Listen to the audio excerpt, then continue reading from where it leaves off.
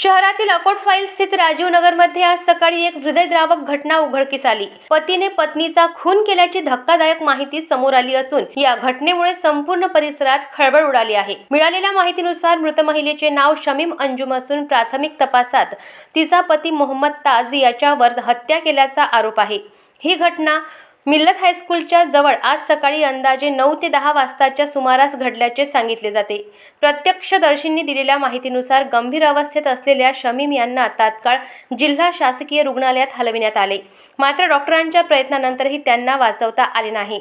घटनेची माहिती मिळताच पोलिसांचे पथक तातडीने घटनास्थळी दाखल झाले आणि तपासाला सुरुवात केली। सूत्रांच्या माहितीनुसार आरोपीला पोलिसांनी ताब्यात घेतले आहे। पोलिसांनी सांगितले की या खुनामागील नेमके कारण पोस्टमॉर्टम अहवाल आणि सविस्तर तपास झाल्यानंतरच स्पष्ट होणार आहे। या अमानवी हत्येमुळे परिसरात भीतीचे आणि संतप्त वातावरण निर्माण झाले आहे। अशाच महत्त्वपूर्ण बातम्यांच्या अपडेटसाठी अजिंक्य भारत न्यूजच्या पेजला फॉलो करा आणि सबस्क्राइब करा। Thank you for watching.